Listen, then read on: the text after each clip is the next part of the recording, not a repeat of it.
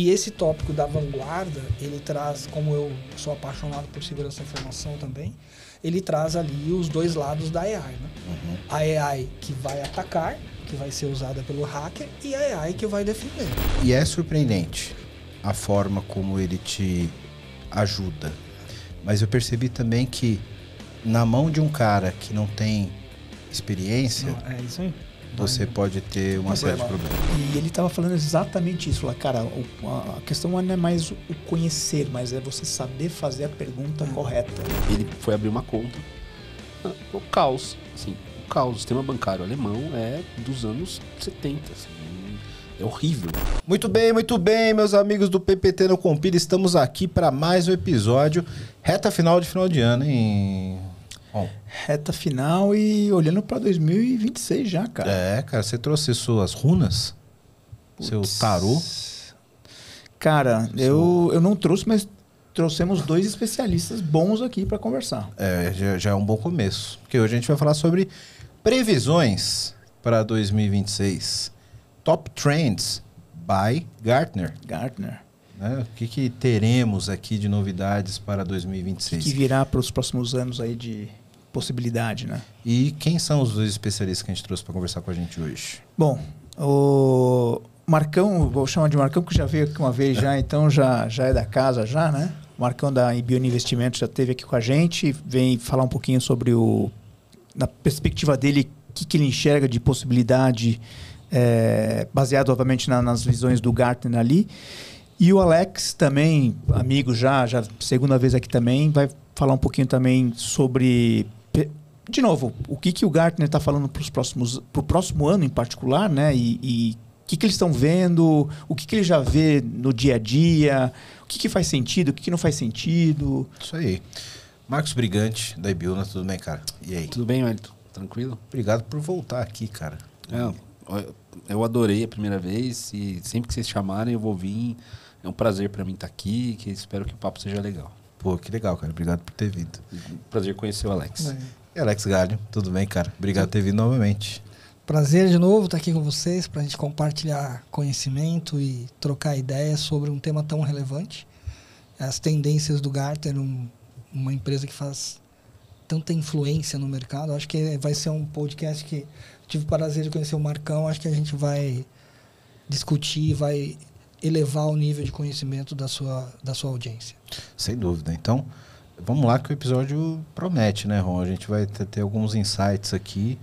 E no momento legal, né? Porque tá todo mundo revisando o orçamento, vendo, né, a oportunidade pro ano que vem. Pô, tem que ouvir esse episódio aqui, tem que essencial. Ouvir oportunidades e alertas, né? Verdade. E se você acha que a gente traz conhecimento e coisas que agregam na sua vida profissional, você pode contribuir com o PPT no Compila. Para fazer o PPT no Compila ficar ainda maior em 2026.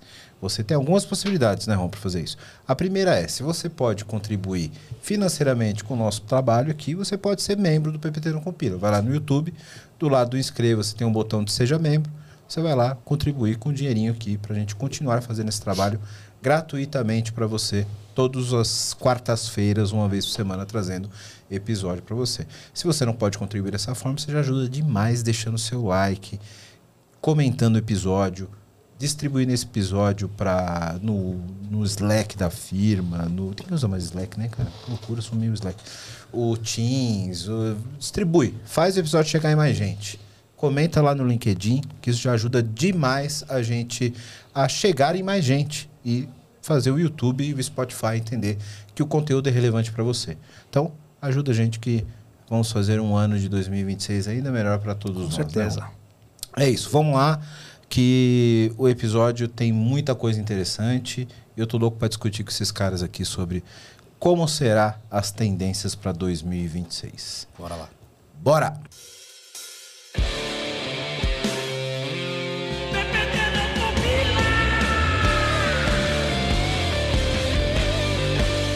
Estamos indo para o 4º ano de PPT no Compila, em 2026. Aliás, você gravou a edição 200, né? Estamos essa aqui deve ser a 203 ou 204. Que legal. Não sei. Legal. Chegamos ao segundo dígito. A trocar legal. o primeiro dígito do... Peraí. a trocar. Depois de um ano inteiro, você vai ficar a trocar o algarismo do primeiro dígito, do que são 3. Chegamos no 200, gente. É isso aí. Mais fácil. Chegamos no 200. Caraca, velho, quase não saiu. Mas o que eu acho... tudo isso, que abertura maravilhosa, hein? Mas eu falei tudo isso porque todo final de ano a gente tem alguns episódios tradicionais, né? Que a gente espelha algumas futurologias, faz algumas retrospectivas, faz algumas suposições para o ano que vem. E esse episódio aqui tem um pouco daquela cara de quando... Bom, somos todos aqui praticamente da mesma geração.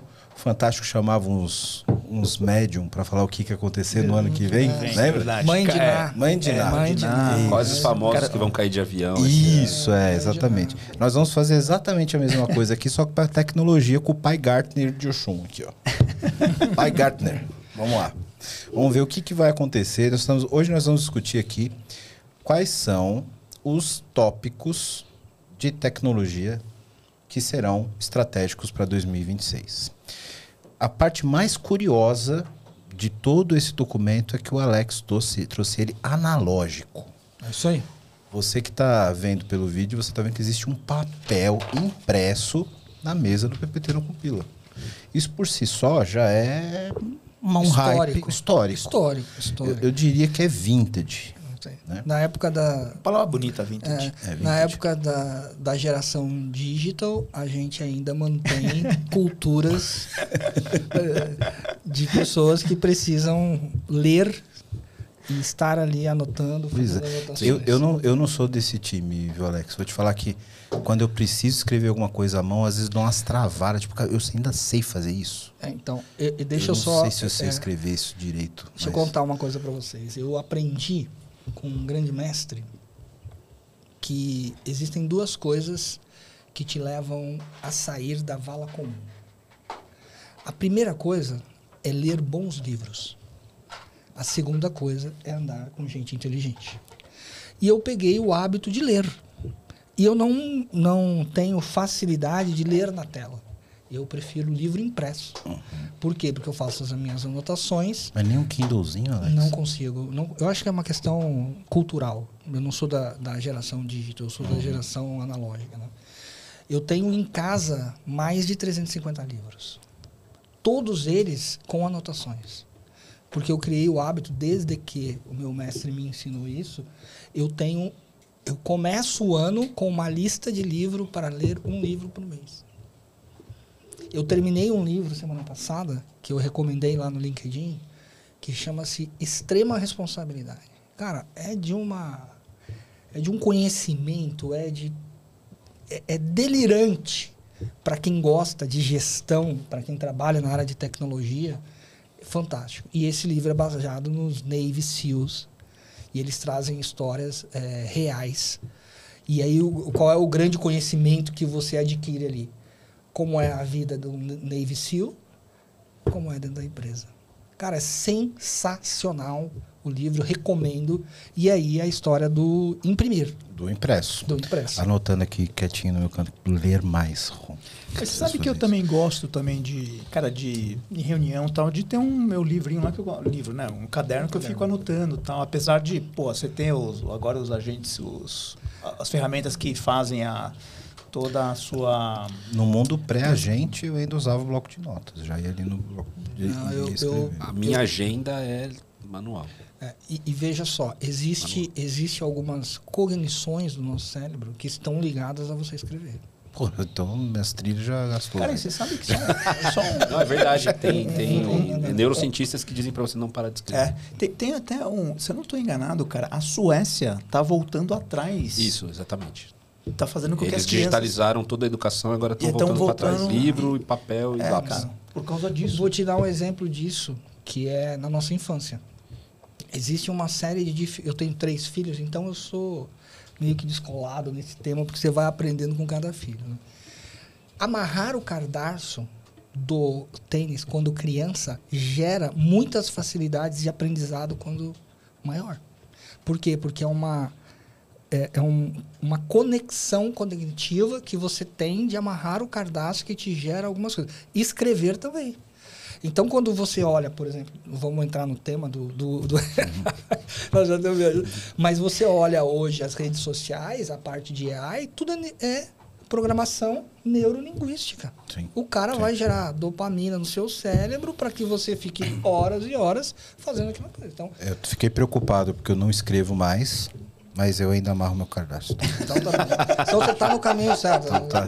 Beleza, 50% de perda, 50%. Sem comprar sapato de velcro, nem mocassim. É verdade. Tem esse detalhe. Eu ainda amarro meu cadastro. Então nem tudo está perdido. Bom, esse material do Gartner, ele traz aqui, como eu disse, os 10 tópicos estratégicos de tecnologia para 2026. E ele é dividido aqui em alguns pilares, né, Alex? 3 pilares, né? Quer contar um pouquinho para a gente que abre a discussão? Ele define aqui, ó, em um pilar que ele chama de arquitetura.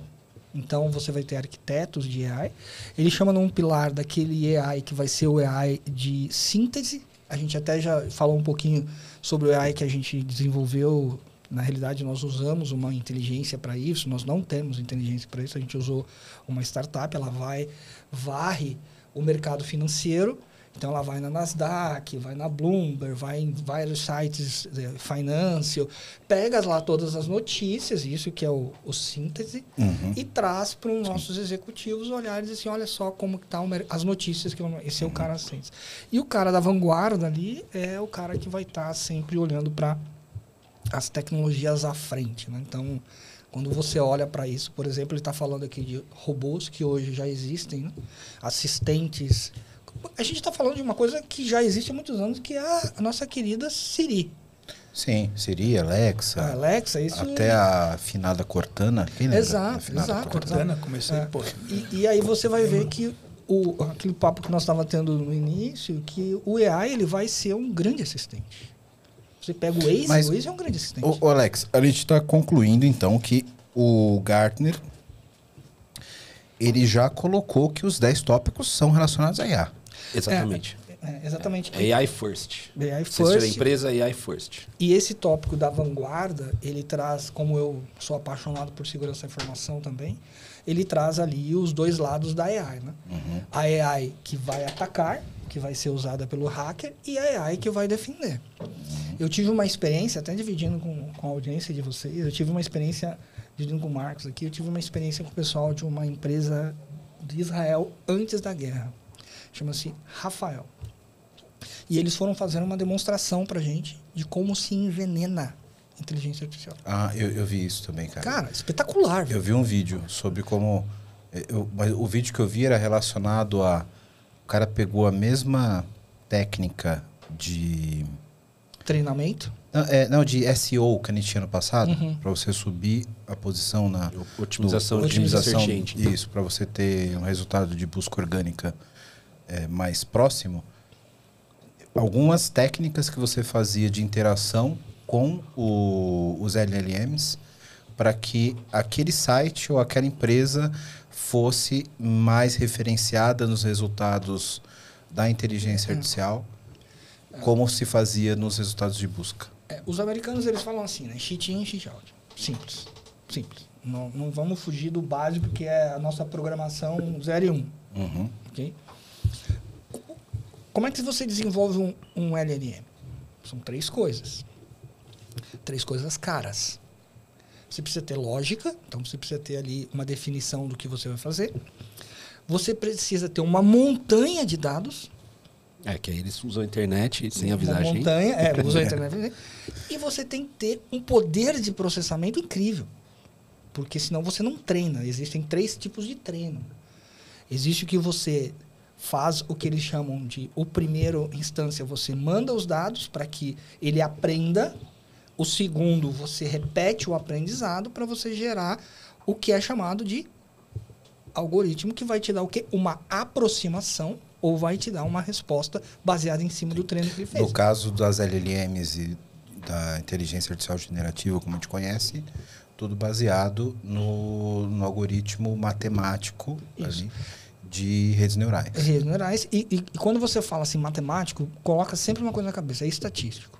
É pura estatística. É regressão linear. Se você já fez, quem nunca fez isso deveria fazer para entender exatamente como funciona. Pega um modelo, tem aí no Hugging Face, que é um market store enorme de modelos. Marketplace lá de modelos. Pega um modelo pequeno e coloca ele para rodar na sua máquina. Cara, pode ser uma GPU pequena aí, de 4 GB, 2 GB, só para você entender como funciona. E aí você vai entender como é que funciona o deploy do modelo, qual que é o server, etc. E se você pega um modelo com a quantidade de parâmetros maior do que a sua GPU suporta, você vai ver que você consegue entender exatamente o que você colocou, Alex.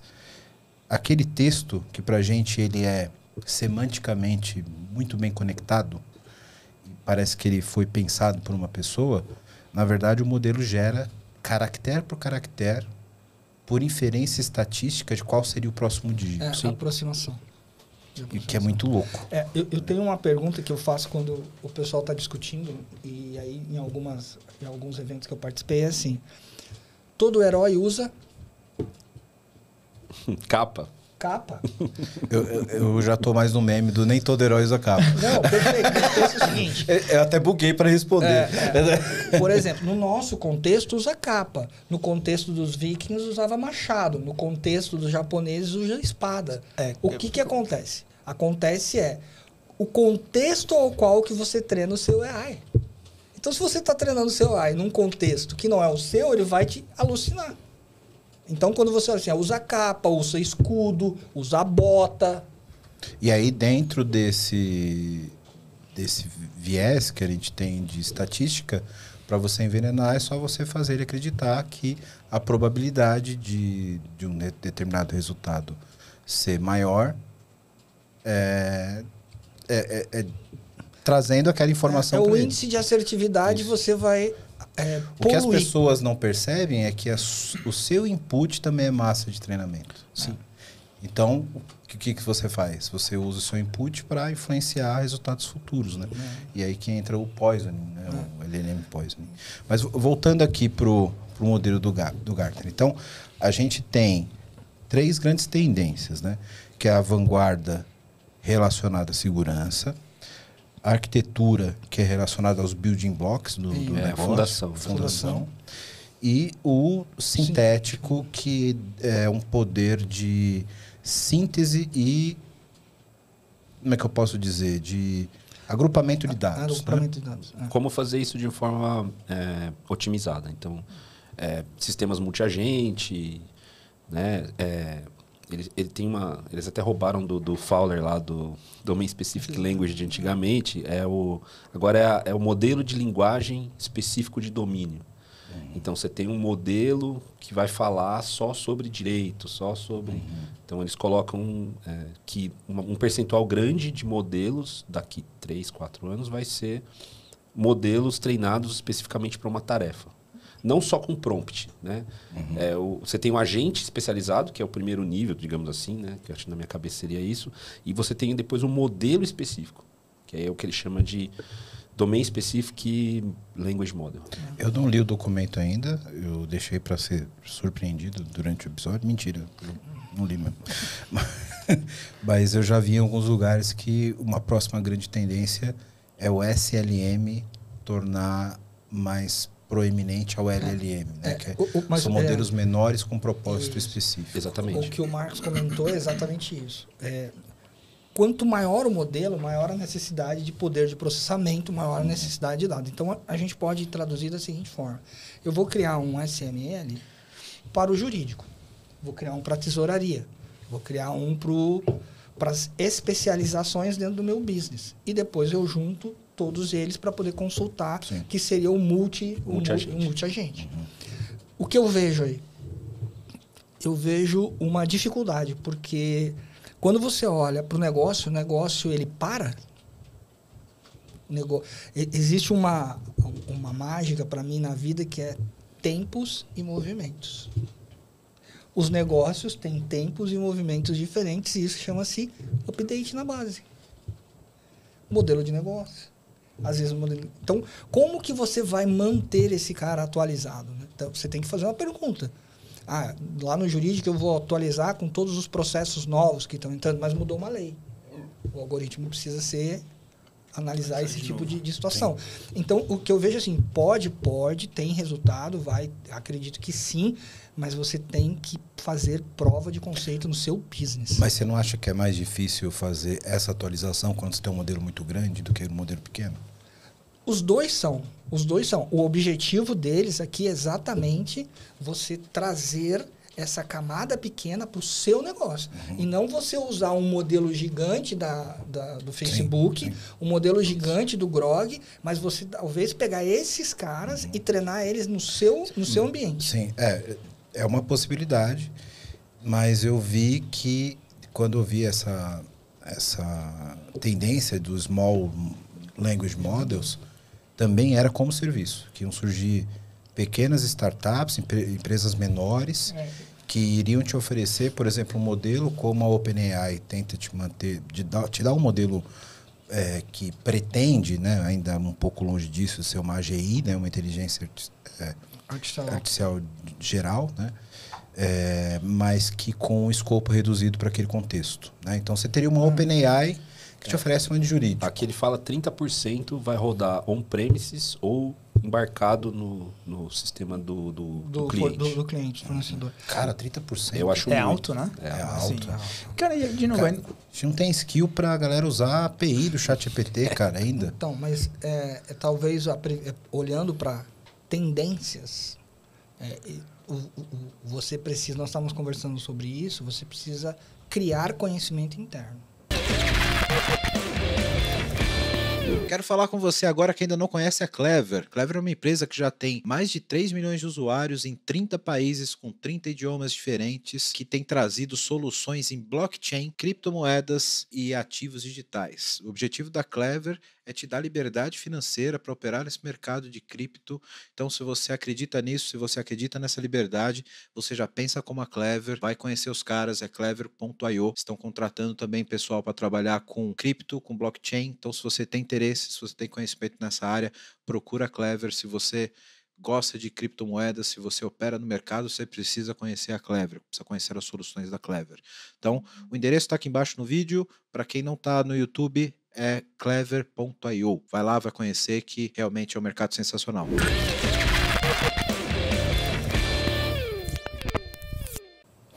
Eu concordo, mas veja, olhando como um todo, como gestor de tecnologia, eu acho que ainda... E tudo bem que o Gartner tem uma visão mais global, né? A gente tem uma visão mais local aqui, Brasil, etc. Eu falar de rodar um modelo on-premises, eu ainda tenho algumas outras necessidades atreladas a isso, que é, por exemplo, eu ter um skill interno dentro da companhia que consiga trabalhar com uma cloud privada, por exemplo. Porque eu não vou conseguir gerenciar um treinamento de modelo, etc., trabalhando com bare metal ou com colocation, etc. Tem que ter uma flexibilidade para trabalhar com cloud. Porque eu vou tirar a capacidade de processamento de GPU, vou colocar... Isso no data center, como ele é, no dia a dia do colocation, isso é inviável. Não posso mandar um cara lá tirar e colocar a GPU dentro do meu processador, do meu servidor. Agora, por isso que eu digo que eu acho que o Gartner, talvez, ele focou tanto no hype da IA, que quando você me fala que 30% vão rodar modelos on-premises, cara... Ou embarcado, que é pior. Ou embarcado, você precisa ter muito skill para gerenciar isso dentro do teu quintal. E a maioria das empresas hoje estão ainda com colocation e bare metal, cara. Então, mas que aí a gente precisa olhar pela seguinte situação. Nós, no Brasil, estamos muito atrás da Europa e do país de primeiro mundo. Quando eles falam usar a parte de 30%, eu participo de um grupo na Europa chamado Alpha List CTOs. E lá eles já estão fazendo o seguinte, aquelas máquinas deles, eles estão fazendo uma divisão entre ter uma nuvem privada dentro de casa com os equipamentos antigos, para que você use isso aqui para treinar modelos, para treinar e ter uma infraestrutura aqui dentro. E a nuvem é para o business. Então, os caras já estão olhando esse modelo híbrido de eu ter um modelo interno com O que é a AWS, cara? AWS é o seguinte, eu tinha um monte de servidor parado lá, fui vender a locação. Você vendeu sua cloud privada para o mercado. No mercado. Os caras estão olhando o seguinte, pô, eu tenho uma infraestrutura que está parada aqui, eu vou usar essa infraestrutura para usar esse tipo de tendência, de eu ter aqui um treinamento dentro dessa estrutura interna híbrida para treinar o meu modelo para o meu negócio. Por quê? Faz todo sentido. Se você olhar friamente assim, faz todo sentido. Mas quando eu olho o nosso mercado hoje... Assim, Brasil... A gente tem um choque. Porque assim, a contradição é... As empresas que estão mais avançadas no uso de inteligência artificial, normalmente são as empresas que são cloud native. São empresas que já estão mais avançadas. Então, esse cara não tem infraestrutura parada. Esse cara não tem. Exatamente. E tem que ter, né, bala na agulha, porque é caro, não é barato. É para você fazer uma coisa realmente que faça diferença no seu negócio. Geralmente, quem tem DC ainda é de uma estrutura legada, que o cara já gastou um CAPEX absurdo para amortizar nos anos, comprou hardware, etc. Teve um investimento muito grande. E geralmente até pré-explosão do cloud. Então, esse cara ainda está aproveitando, amortizando o investimento que ele fez lá atrás. Aí, nesse sentido, faz sentido o cara ter uma divisão para poder fazer um salto para a palavra que ele falou é importante, inclusive aparece aqui, é híbrido. Então, é pegar micromodelos que você consegue rodar em hardware menor, mais simples, consegue rodar na máquina do cara, por exemplo, às vezes. Por isso que é a questão do smile, do pequeno. Né? Uma coisa que você falou que eu acho que é super importante, a gente precisa deixar muito claro isso. Nós, no Brasil, a nuvem para a gente, o AI para a gente, é 5 vezes mais caro do que lá fora. Estamos falando que nossa nuvem em dólar. Uma licença do Copilot custa $38, cara. Então, assim, lá fora, a aceleração no uso desses modelos pequenos é muito maior do que aqui. Então, a previsão do Gartner é olhando lá fora. O Brasil não é um país que a gente possa dizer assim, eu tenho capacidade técnica. Porra, nós estamos vendo universidades fechando as portas. A gente tem um viés de ser um early adopter, né? O Brasil engraçado, tem esse outro lado também. Mas de produto, né? Acho que o produto, quando chega no público, sim. Mas eu acho que a gente, como infraestrutura, você tem razão. Como core, quando a empresa não é core de tecnologia, ela é muito conservadora ainda, né? E aí a gente tem que lidar com esses legados, com esses gargalos. Essa é a palavra, Marcos. O que eu vejo, assim, não sei, na experiência do Marcos aqui, a questão é assim, por onde eu passei ao longo da minha carreira, eu não passei em nenhuma empresa que não tinha legado técnico, que não tinha débito técnico. Não, é difícil. A menos que seja uma startup do zero. Então, mas veja só... Que começou ontem. Porque se começou antes de ontem, já tem legado. E veja só, uma startup começa como? Organizada ou se organizando? E quando você lança um produto no mercado, um MVP, você já lança ele completo ou você vai testando? Então você morre. As startups também têm legado. Sim. Também tem legado. E eu vejo o seguinte, essa questão aqui... Pois em produção, amanhã é legado. Tem... Mas voltando para os nossos 10 pontos aqui, quais são? Vamos avançar aqui, porque o papo é muito bom e a gente vai embora desse jeito. Mas, então, ele começa a falar sobre a coluna de arquitetura, que são os building blocks. Ele fala sobre um desenvolvimento já AI native. Isso, é você pegar o seu time que tinha 200 desenvolvedores, quem me dera ter 200 desenvolvedores, mas vamos supor que tenha, você quebra ele em 20 times de 10 e completa com AI, põe todo mundo para trabalhar com Copilot, com Cloud Code, com Cursor, com tudo. Entendi. E aqui, como ainda falando sobre operação de TI. Né? Aqui operação nessa parte de arquitetura, eu, Marcos, leu junto com o material, é assim, nós estamos falando de fábrica de software, nós estamos falando de pequenos nichos dentro das empresas de desenvolvimento, onde você tem uma necessidade de acelerar o processo de desenvolvimento. Hoje, o nosso maior custo é acelerar o processo de desenvolvimento. Esse AI vai vir, como já está dentro do GitHub, junto com o Copilot, e ali você tem uma aceleração do desenvolvimento muito grande. Sim. Então, isso é uma arquitetura que vai entrar dentro da TI para ajudar a TI a se organizar. Por isso que eu falei, a ideia é uma empresa AI first. Então, por onde você começa, assim, digamos, né? A sua empresa tem desenvolvimento, então ela vai ser já um desenvolvimento totalmente assistido por AI desde o dia zero. esse ponto é interessante de a gente explicar, porque é o uso da IA como operação de tecnologia e não necessariamente com a IA aplicada no produto. Isso, esse primeiro ponto é isso. É operação. É operação. Cozinha da TI. Cozinha da TI. Aqui, deixa eu dar um exemplo para vocês. Eu tô desenvolvendo um app para teste usando toda a parte de AI. Cara, e é sensacional. Se existisse AI na época que eu era adolescente, eu acho que eu era programador. Eu não fui programador porque eu não era um bom programador. Eu tinha uma puta dificuldade de fazer debug. Cada um tem as suas habilidades.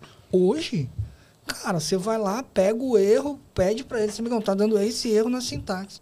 O cara analisa e te entrega a porra da sintaxe pronta, você coloca no código, ele funciona e compila, cara. É outro universo. Agora tem a questão que eles estão dizendo aqui, que você vai chegar lá e vai dizer assim, eu preciso de uma tela... Já existe, tá? O Lovable. Já existe. Você vai lá e diz assim, meu queridão, eu quero isso. Ele gera o HTML pra você. Deixar aqui aqui na careca do Ron, aqui, ó, o link no episódio que a gente fez sobre NetN e Lovable. Foi muito bom. E assim, e aí vem nós de governança de tecnologia, né, cara? O Lovable já teve várias invasões. Ele mesmo fala sobre isso. E esse é o ponto que eu acho que a gente tem que conectar, porque eu tive uma experiência parecida. Eu não codava há um tempo, né? Mas eu sempre reservo um tempo para me dar uma atualizada, para ter discussão tecnológica até com as outras pessoas da companhia, etc.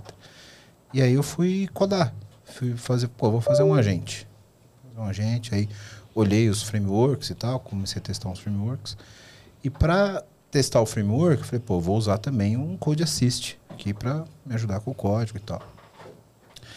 E é surpreendente a forma como ele te ajuda. Mas eu percebi também que na mão de um cara que não tem experiência, isso aí. Você pode ter uma série de problemas. É o que a gente já discutiu até em outros episódios, exatamente isso. Exatamente. Né? É a preocupação de você liberar para o teu time, mas de repente alguém do time ainda não está preparado, e aí não tem a maturidade suficiente. A pergunta que nem todos fazem, tipo, beleza, funcionou, mas funcionou como? Os requisitos estão atendidos né? Então, e aí entra o problema do Lovable, né? Tipo, eu quero uma tela, falo assim, cara, funcionou. Mas como funcionou? O que está rodando aqui? Isso é interessante a gente se perguntar, porque eu acho que assim, a vida prática ela é muito diferente do acadêmico. Né? Como é que você coloca ali toda a parte de evitar SQL injection, de evitar uma vazão para um hacker? Eu acredito que o futuro, como nós estamos em 2027, 2028, isso vai crescer esse tipo de código seguro. Mas hoje eu não confio para deixar na mão de um AI fazer o código sem uma supervisão. Inteligência artificial hoje precisa de supervisão. Eu costumo separar para toda AI, não só de código.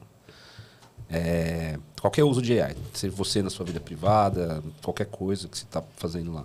Tem dois tipos de uso para mim. Tem o uso que eu estou falando para a AI o que eu quero que ela faça.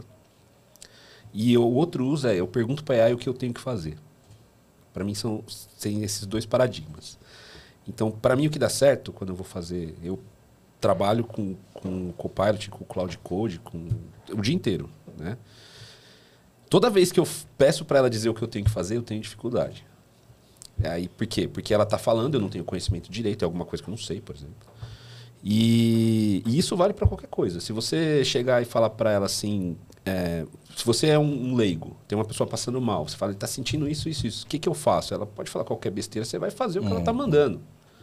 Você vai fazer o que ela está mandando, você não sabe. Agora, se você for um médico, você pode pescar ali as coisas que você pode não lembrar na hora, o que você pode não ter pensado, e usar aquilo como um assistente de verdade. Você é o especialista e ele é seu assistente. É uma expansão da sua memória, né? Uma expansão do seu raciocínio. Então, para mim, o que funciona hoje... Eu vi até uns artigos sobre AIQ, que é tipo é o seu QI para usar AI, digamos assim, né? Então, se você consegue usar aquilo e não aquilo dizer o que você tem que fazer e você usar ela, né? Não ela usar você.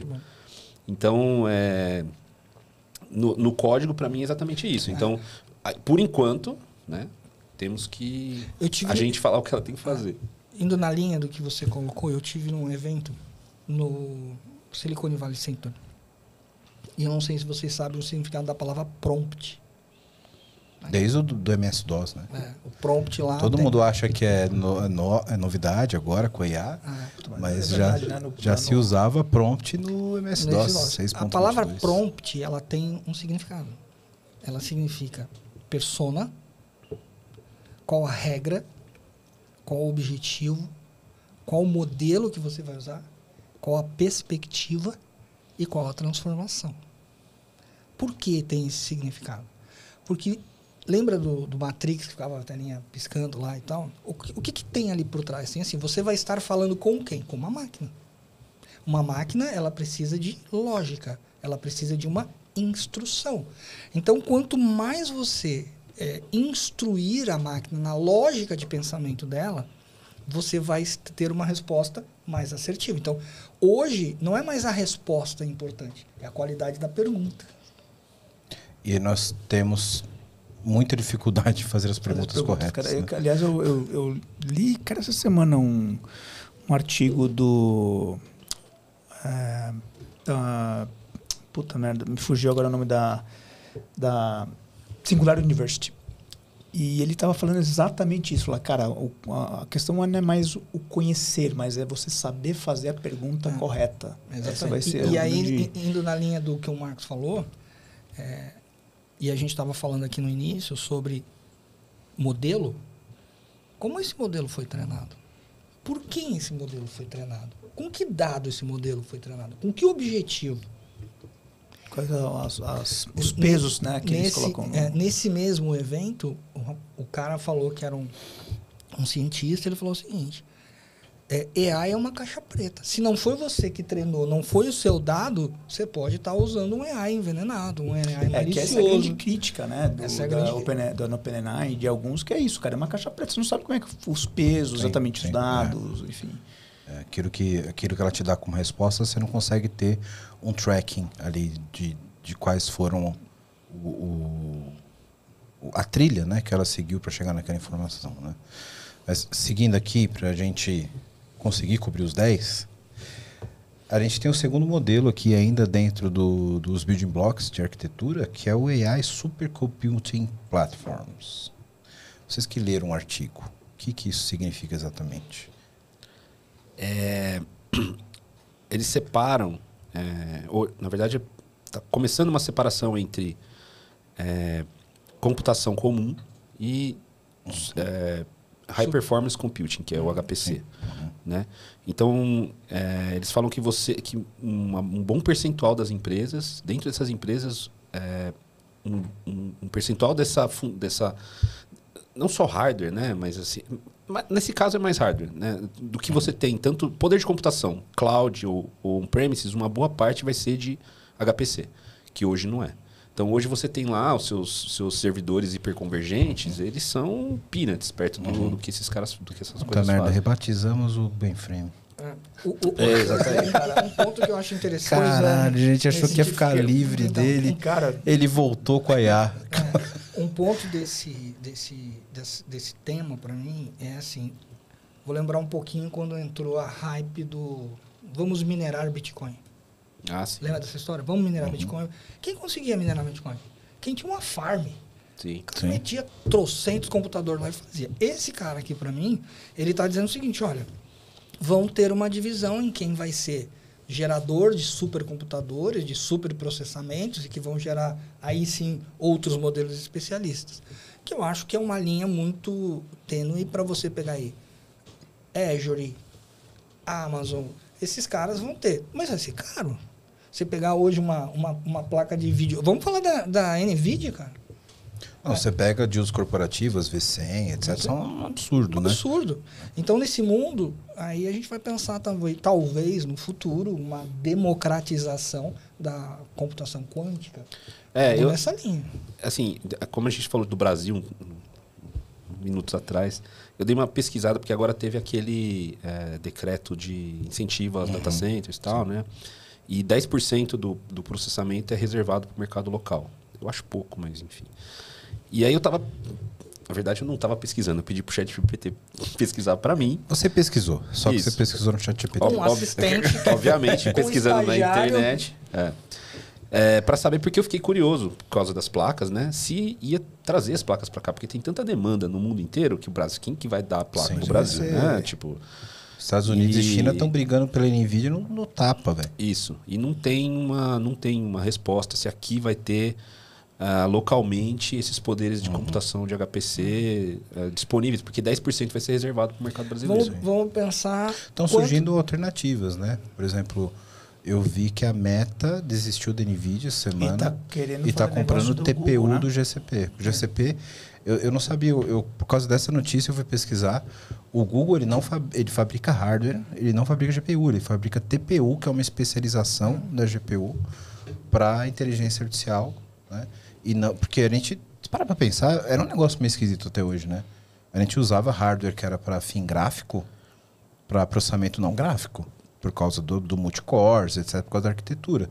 Então, acho que o Google ele deu uma envelopada nisso tudo e falou, não, vamos otimizar. Então, se não estamos usando para gráfico, vamos otimizar para utilizar isso. E são as máquinas que tem no computing do GCP que rodam TPUs. E aí a Meta está fechando com o Google para não depender do chip da NVIDIA. Se a gente for pensar nessa questão de ter no Brasil, quantos data centers da Amazon tem no Brasil? Até hoje. Acho que do da Azure acho que tem 2, um sul e um sudeste. São 2 sítios. Assim, nós não somos um país que incentivamos a vinda de tecnologia estrangeira por 2 motivos. Primeiro, porque a gente não tem um governo que abre portas para esse tipo de coisa. Segundo, você tem que ter um treinamento, cara. Você tem que investir em educação, porque isso é tecnologia de ponta. Você vai precisar de engenheiros. De quantos engenheiros saindo do Brasil? Porque... Apesar que eu acho que isso... Agora isso está mudando um pouco, né? Que a gente está falando do modelo mais descentralizado, etc., né? Mas eu acho que os grandes players, eles sempre meio que ditaram isso. Eles olhavam a demanda e, eu preciso de um sítio só no São Paulo, preciso de um sítio no México. E aí, acho que independente do incentivo ou não, eles criavam esse sítio sobre a demanda, né? Mas o Brasil quer ser agora... com essas novas medidas, quer ser um polo aqui, né? De data center. Eles estimam 2 trilhões, né, de investimento nos próximos 3, 4 anos, 5 anos. E o último ponto do Vanguarda é localização dos seus dados. Que é a questão LGPD. E questão de localização geográfica dos seus dados. Isso, né? que eu estou vendo aqui. E dita com esse aqui que a gente vai falar agora, que é o número 3.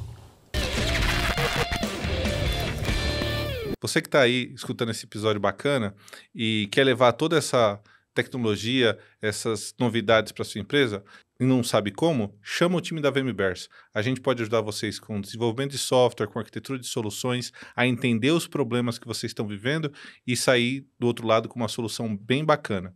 E se você está escutando o podcast para aprender coisas novas, faz o seguinte...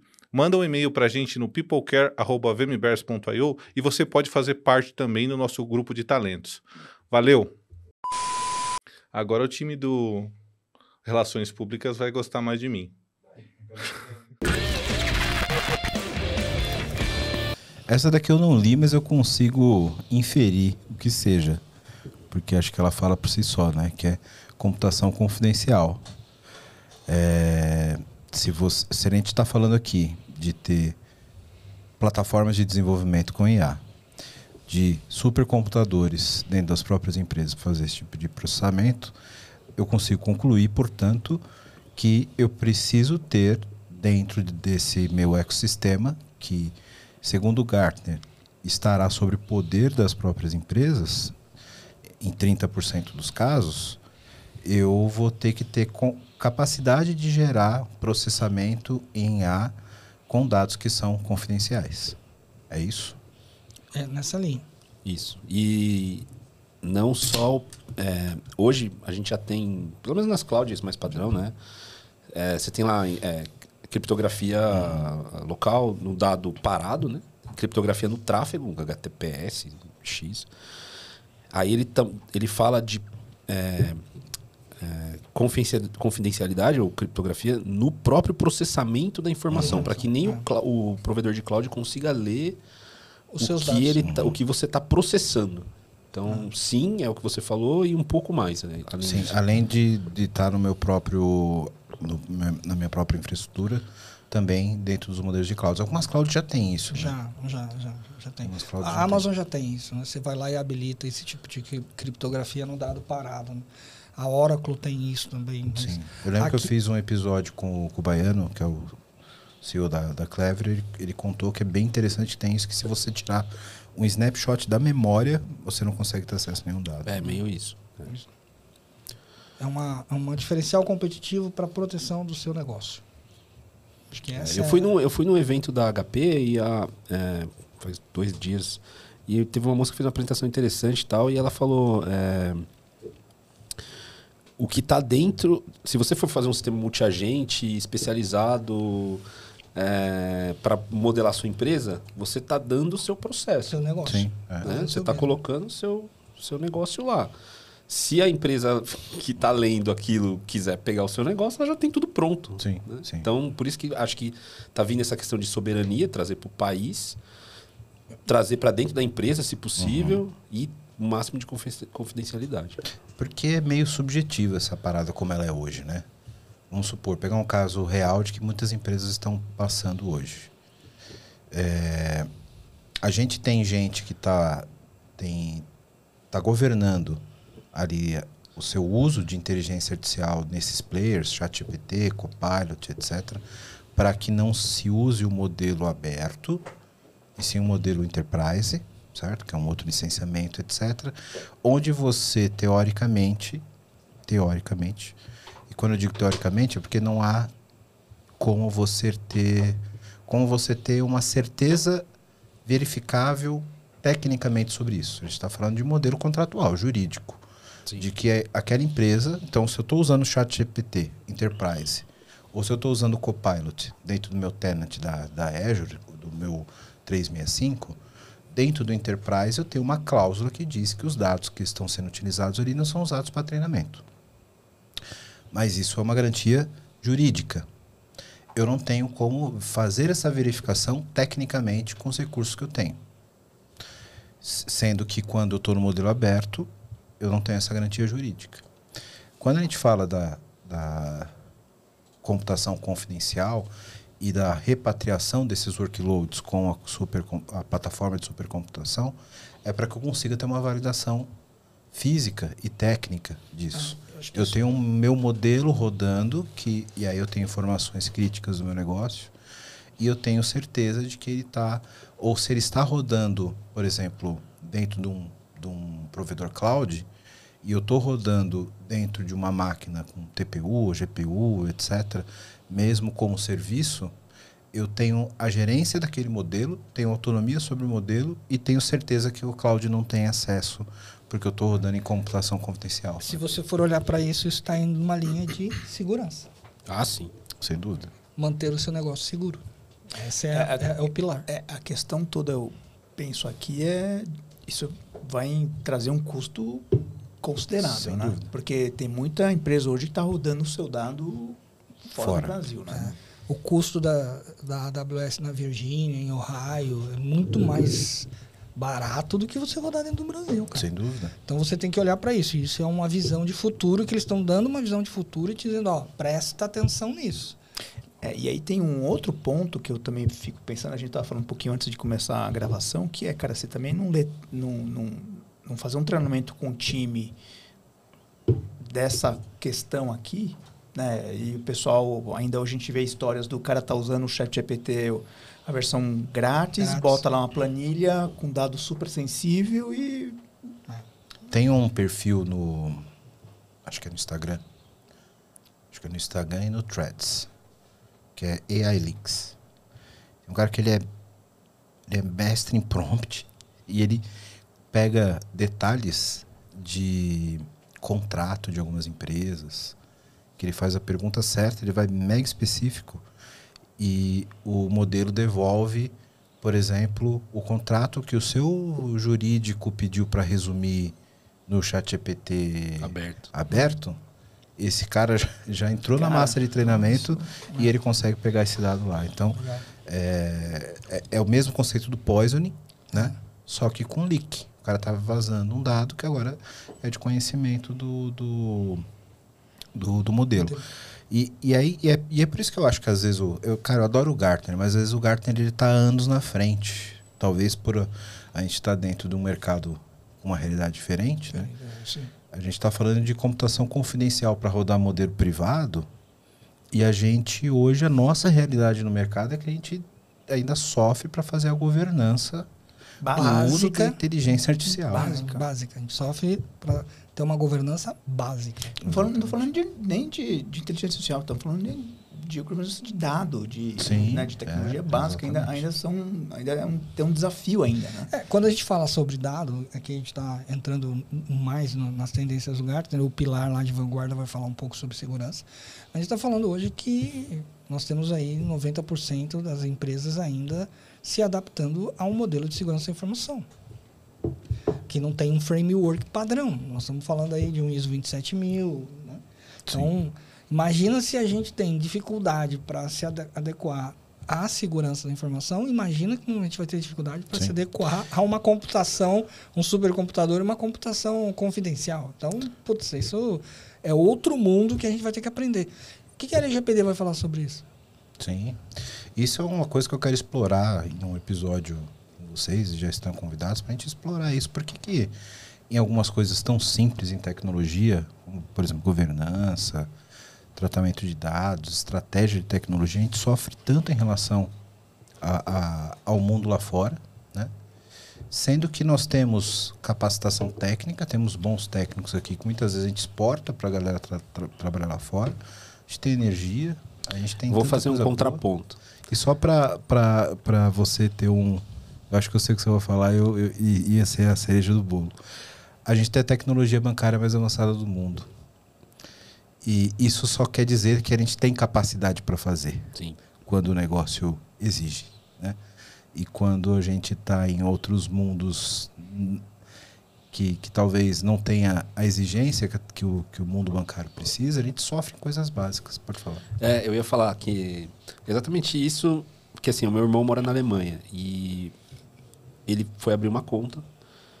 O caos, o sistema bancário alemão é dos anos 70, assim, é horrível, é tudo burocrático, tudo tem que passar por uma pessoa, tudo. E se você comparar com o nosso aqui, você abre uma conta digital, não tem isso, entendeu? Assim, é muito... Tem uma startup ou outra, não é igual aqui. Aqui é muito mais avançado. Né? Só então, mostra assim, que a gente tem qualidade, a gente tem como fazer. Sim, eu acho que o que eu queria dizer é que tem empresas lá que ainda não tem... não precisam ter essa governança porque ainda não estão nem digitalizadas direito ainda. Né? Mas claro que quando tiver, os caras fazem direito. A legislação é muito forte, né? Diferente daqui. Eu venho do mercado bancário. Minha carreira foi dentro de banco. Né? Eu vejo o seguinte, banco ele tem um pilar que ele precisa estar sempre melhorando para não ser roubado, para não ter fraude. Então, quando você pega conta antigamente, lembra, uma cadernetinha que o cara anotava. Aí você foi evoluindo porque você tinha muito erro operacional. A nossa tecnologia bancária hoje, ela é a melhor do mundo porque ela fez investimentos. Então, quanto mais investimentos você fizer em tecnologia, mais você vai... E, por outro lado, olhando o brasileiro, nós somos muito criativos. Sim, e o que me deixa curioso é por que a gente não tem essa criatividade e essa capacidade espelhada em outros mercados que também precisam de fraude, segurança. A área de saúde, por exemplo, que eu trabalho. A área de saúde hoje, ela negligencia um pouco a parte de tecnologia, sendo que pode ser muito mais explorada, né? E a gente não tem a vanguarda que tem no setor bancário. Mas isso é pauta para a gente... Um outro papo que vai... Vamos pro Systemic. Agora falando... Bom, já passamos aqui 3, certo? Então falamos sobre Native Development Platforms, AI Supercomputing Platforms e Confidential Computing. Então, tudo isso daqui significa a parte de arquitetura, de fundação, de building blocks para que eu consiga passar para o próximo nível, que é o The Synthesist. Eu sou do meu sotaque. Síntese. De sotaque da Zona Norte, Vila Guilherme. Então, número 4, Multi-Agent Systems. Isso aqui já é uma realidade, né? Sim, acho que esse é o mais próximo do nosso dia a dia. Acho que esse já Multi-agent, eu estava conversando com o Ron, a gente fez uma jornada de implementação de AI muito para e passo, como a gente diria, né? Eu estava falando para o Ron que o maior desafio é segurar as ansiedades, né?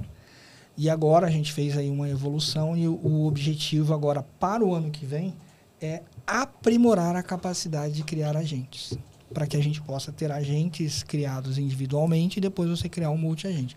Eu acho que esse é o ponto que para mim está mais em linha com a realidade nossa aqui da América Latina, do Brasil, do Sim. que os outros pontos. Sim. Eu acho que aqui, fazendo um parêntese, abrindo um pouco mais essa caixinha, eu acho que dentro das empresas que eu tenho mais contato e com o que eu tenho visto no mercado, a gente tem um desafio ainda, que é a maior parte das pessoas que estão desenvolvendo IA hoje ainda tem uma visão do agente como se fosse o chat. Tem um desconhecimento aqui do que é um RAG, por exemplo, que é com o agente, né? E eu acho que aqui a gente vai amadurecer ainda, e eu acho que logo, né, para 2026, a ver esses multi-agentes como um cara mudo, surdo, que ele simplesmente toma a decisão e ele age dentro do teu background. É um microserviço inteligente, esse cara. E aí, com os protocolos de A2A, MCP, etc., a gente vai ver isso funcionando de uma forma mais autônoma, com toda, claro, a observabilidade, o tracking, de você saber o que está acontecendo. Mas eu acho que muita gente ainda trata os agentes como um chat. Eu acho que a palavra que eu posso dizer aí desse cara chama-se orquestração. Isso. É o mesmo conceito que a gente tem com o microserviço. Você tem ali vários agentes desenvolvidos internamente com objetivos diferentes e você vai ter um orquestrador para responder os vários prompts ali dentro da companhia. Mas eu acho que esse é o caminho. Agora, quando você fala de hack, cara, é um termo muito técnico.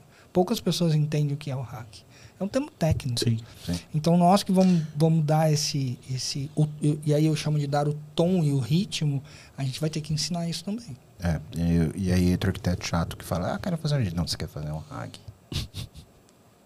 Você quer um chat que vai buscar nos seus documentos? Isso é um hack. Não, é agente. Né? E assim, é tudo muito novo e as pessoas vão aprendendo, né? Natural. Eu acho que está um pouco, pelo menos nos agentes genéricos da internet que eu testei, também não testei muita coisa, não tive muito tempo ainda, mas alguns eu testei. E tem alguns que não fazem o que promete ainda. Acho que ainda tem muita coisa para melhorar. Eu espetei o meu e-mail no ChatGPT e pedi para ele achar alguns e-mails para ele. Ele demorou uma era, deu resposta errada. E é um conector simples. Eu vou te dar um exemplo de um trabalho que eu fiz de quarta-feira, estamos gravando numa quarta-feira, na segunda-feira. E fica até a crítica aqui para o Google em relação ao produto. Eu renovei recentemente o meu Google One lá, porque eu tenho uma caralhada de fotos lá no Google Fotos que eu não quero perder, tenho que limpar, não tenho tempo para limpar. O Google me obriga a comprar, cada ano que passa eu tenho que comprar mais giga. Né? E aí, esse ano saiu o Google One que eu tinha lá, não sei quantos gigas, eu tinha tudo de IA do Google. Viu? 3... Gemini Pro, eu falei, quer saber? Eu preciso tanto ter nada dessa parada, eu já fiz o Banana de pijama. Tudo. Banana de pijama, Banana de pijama 3 Pro, Ultra. Sim. E aí, eu tava fazendo a curadoria do episódio que saiu na semana passada. Se você não viu ainda esse episódio, você volta lá no timeline que você vai entender o que eu tô falando. Eu tava fazendo a curadoria da coletânea que eu fiz. Dos 200 episódios especializados em IA. Então eu comecei a pegar as URLs dos vídeos do YouTube que eu queria colocar nesse compilado, né? Então eu peguei todos os cortes ali e aí coloquei numa planilha do Google Sheets. Ia lá, pegava, isso aqui é legal, isso aqui eu quero. Colocava lá e tal. Colocava a data de publicação. Uma planilhinha básica, assim. E aí a coluna A estava vazia, porque eu queria que fosse o título do do episódio. Aí eu tinha a coluna B com a URL do episódio e na coluna C eu tinha a data de publicação, porque eu queria que fosse em ordem cronológica. Então eu olhava, esse episódio eu publiquei e tal, e ela digitava a data. Né? Porque como eu estava olhando meio desorganizado, eu falei, depois eu mando ordenar pela coluna C e estou com a data certa. Escolhi planilhinha lá, 10, 12 URLs do YouTube, data, ordenei, falei, pô, agora eu tenho que voltar e pegar título por título. E quando você entra no Google Sheets, sendo assinante do Gemini Super Ultra Motherfucker com todos os recursos, ele fala, você pode fazer o que quiser agora no Google Sheets. Você usa a fórmula igual AI, que é igual o Sum e tal, que aí chama o espírito do Gemini e ele vai fazer o que você quiser na sua planilha. Eu falei, porra, hora de usar isso. Fui lá na primeira coluna, igual AI, você define o prompt, ponto e vírgula, o intervalo das células. Eu falei, pô, agora eu vou fazer isso funcionar. Agora eu vou fazer valer o meu plano, Ron, que eu paguei caríssimo, quase 500 contos no ano, para ter esse storage e esse AI. Fui lá, coloquei 2 pontos AI, falei, busque para mim o título do vídeo na coluna ao lado, no intervalo. Pegue o vídeo o título do vídeo do YouTube dessa URL. Tarefa simples, certo? Ponto e vírgula, escolhi o intervalo. Cara, veio Kennedy, veio cesta do Michael Jordan. Ô, louco. Isso aí. Veio de tudo, cara, de tudo. Provavelmente ele não conseguia acessar o URL dentro daquele namespace onde ele estava e inventava. Ele cria. Ele não sabe Ele responder, cria. ele Exatamente. O GNI não sabe dizer não sei, ou null point exception. Não.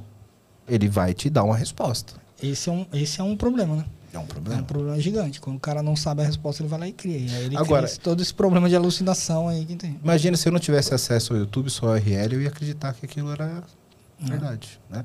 Então, Google, por favor, vamos melhorar o Gemini dentro do Google Sheets, por favor.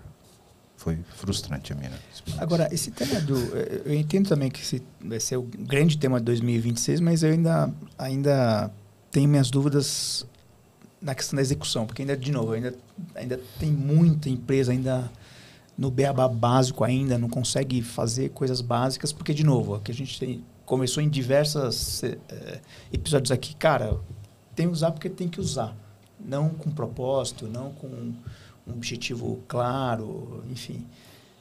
Eu também acho que a gente tem uma jornada aqui e principalmente dos gestores em entender a aplicabilidade, ROI.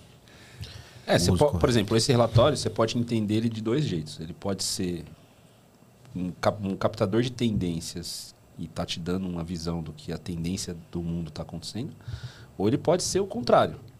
Ele pode ser um cara que está tentando puxar a tendência para isso aqui, porque tem muito interesse que isso aqui dê certo. Aliás, isso é uma das críticas que o Gartner sofre. Né? Sim. Então, mas se você olhar o histórico desse tipo de relatório do Gartner, tem bastante mérito. Está super coerente. Claro, ele não tem um fit total com a nossa realidade, né? Mas tá coerente. Essa parte aqui de Multi-Agent Systems é a realidade, né? Já vou, peraí, pra você ver que eu sei escrever ainda. Muito bem. Ficou meio torto? A caneta do cara, velho. Você sabe por que essa caneta aqui é 2 salários meus. Fala assim, e aí, caneta? Ela responde. tem um AI ainda. Tem um modelo embarcado aqui, cara. Aqui entra, no item 5, ela entra já no que a gente comentou no começo, né? Que são os SLM, né? Que é o Domain Specific Language Model. Isso. Né? Esse aí os agentes do ponto de cima, do multi-agente, são agentes específicos. Não tem muito segredo, mas seria reduzir para somar. Isso. Sim. Mas seria um avanço grande, né? Ter um agente ultra especializado numa tarefa que ele erra pouco, porque aí ele não vai alucinar, né? Ele vai errar pouco naquilo que ele tem que fazer. Isso, para mim, me leva a um desafio, porque... Agora eu gostei da caneta do cara, agora eu vou escrever mais, ó. esse cara aqui ele depende do bom uso desse. É isso aí. E aí depende de uma governança. Exatamente. Então, E aí, desculpa te interromper, sabe o que eu senti falta aqui? Um modelo de governança. Qual é a tendência do modelo de governança de IA? Você tem muitas tendências, mas como que você vai juntar tudo isso para gerar resultado? sim. Mas veja, ó, agora eu vou polemizar, hein? A gente está falando de uma arquitetura multiagente como tendência. Estamos falando de um modelo específico por domínio. Quantas empresas hoje aplicam Domain Driven Design dentro das suas aplicações? Não, assim, a palavra, né, o conceito tem anos e hoje em dia ainda tem muita gente fazendo if else e só isso. Se você tiver ali dentro de um ecossistema, dentro da companhia, você está cheio de monolito, com vários domínios embarcados ali, e você começa a trabalhar com multi-agentes, e aí, pegando aqui a jornada natural de uma companhia que vai usar lá o Gemini ou o AI Studio da Azure, etc., via API, e usando LLM, modelos grandes, né?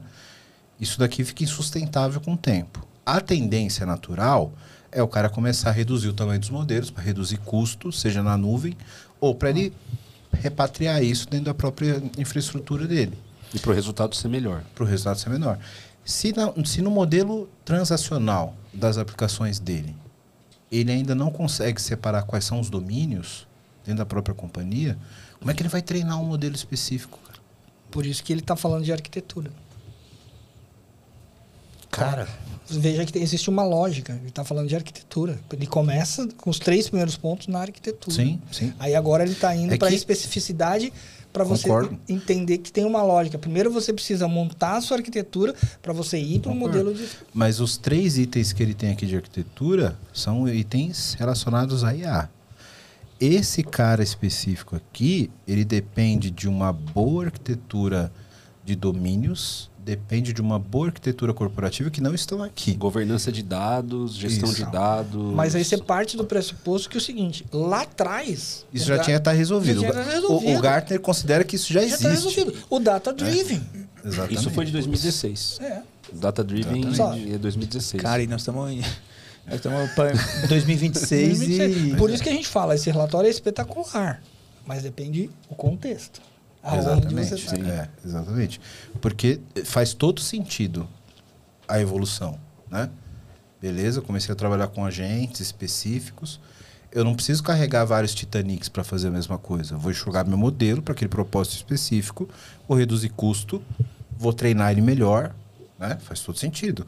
Porque eu estou trabalhando com multi-agentes. Então, por que eu vou carregar um modelo de 16 bilhões de parâmetros para resumir um contrato de jurídico? Olha o custo disso, cara. Imagina que eu vou fazer um escritório de... Eu pensei no mesmo exemplo, num escritório de advocacia. Eu posso ter um modelo especializado em trabalhista, em criminal, Civil, em civil, né? Para que eu vou fazer um que vai Exato. saber tudo? Não precisa. Um que eu faço saiba o mais barato. Receita da Ana Maria Braga. Não precisa estar embarcado nesse Isso. modelo. O cara chega, eu briguei com meu vizinho. Aí o orquestrador, que foi o que você falou, joga pro especialista naquele tipo de problema isso que aí. tem lá. Não precisa ter tudo, né? Sim. Então, é muito à frente, mas parece até fora da nossa realidade. Essa que é a questão. Né? É que eu acho assim, ele não é tão distante, porque nós já estamos usando massivamente os grandes modelos. Mas eu acho que dar esse passo além dentro do domínio específico, ele requer uma série de pré-requisitos que não estão ligados a IA. É, que tem que voltar para cá. Que é o que a gente começou falando de débito técnico. Eu vejo esse modelo menor para você ir reduzindo o seu débito técnico com relação a conhecimento. Sim. Então, tanto débito técnico do uso do ferramental, quanto também do negócio. Sim. Aqui a gente vai ter que falar sobre governança de dados, a gente vai ter que falar sobre arquitetura corporativa. Tudo isso tem que funcionar muito bem para isso aqui ir para frente. Boa. Mas é muito bom. Faz muito sentido. Ó, até vou dar o símbolo. Esse aqui eu tô curioso, hein? Como um bom físico, eu não li o relatório, mas vou pedir para vocês explicarem isso aqui. Physical AI. Na física real não tem a ver com física. Né? Pô, é trazer para o mundo físico, só isso. A personalização. Basicamente falando de robotização. Drones. Aquilo que a Tesla tem feito aí, publicado os robôs que fazem atividades domésticas e tal. Por exemplo, aquela enceradeira agora que tem... Não, enceradeira, olha. Sei tudo de limpeza. Aquela que fica tirando o pó, que agora... Aspirador, que ele lê os espaços, que ele mapeia a sua casa. É isso. É exatamente essa questão de trazer pro palpável, pro físico. Pro mundo real. Esse eu ainda acho que está bem longe. Sim, do Brasil. Eu não vejo... Não vi nenhum exemplo de robótica sem ser num ambiente muito controlado, como uma linha de produção, de montagem que você tem já há muitos anos. Uma coisa genérica igual uma LLM, que é genérico, né, que você usa para qualquer coisa. As tentativas de robôs que eu vi, vocês devem ter visto também na internet nos últimos tempos, foi meio... desastrosas. Meio meh ainda. Na China é realidade, por exemplo, aquele robô que entrega nos quartos as coisas, responde perguntas, etc. Nos hotéis, né? Diz que quase todos os hotéis em Hong Kong, você pede um prato no teu quarto, não vai ninguém entregar. Já é um robozinho, pega o elevador, vai lá. Eu tenho dúvidas. Eu também tenho dúvidas sobre a aplicabilidade disso. Aqui no Brasil, então, né? Enfim, mas se a gente falar disso aqui, será que a gente não pode estar falando de gadget também? Sei lá, meu smartphone, mas meu relógio. Isso é os gags, esses gags físicos não é uma tendência, né? Ele já é uma realidade. Eu estou entendendo que ele está falando de tendência, aquilo que é novo, que você vai trazer para dentro da sua casa. Então, mas ou para sua vida. Ele seria novo com AI, né? Porque com AI, para ele. Seria como você fazer toda essa inteligência que a gente tem, ela não executar só no mundo virtual, igual você falou. Há um cara que eu converso com a minha IA e ele tira o vídeo do YouTube, tira o header do YouTube, coloca na minha planilha. É tudo no mundo virtual. Sim. Como é que eu trago isso para o mundo real, que é o físico? Tem um caso aqui que eu quero comentar com vocês, sobre a opinião de vocês, que foi até algumas pessoas na Faria Lima estão utilizando, etc., que é um assistente de IA, que é um bottom, você põe. Cara, eu queria saber o nome dessa parada. Bolívia, pesquisa aí para nós o que a galera tá fazendo. É um bottom que é ligado com o seu smartphone para poder consumir o 4G, porque obviamente que esse processamento é massivo e não é só não pode ser no seu celular, vai se comunicar com a nuvem. E é um ponto que o assistente fica falando com você 24 horas e fica capturando o que está acontecendo no teu redor. Então o cara tá filmando, tá capturando reunião, etc.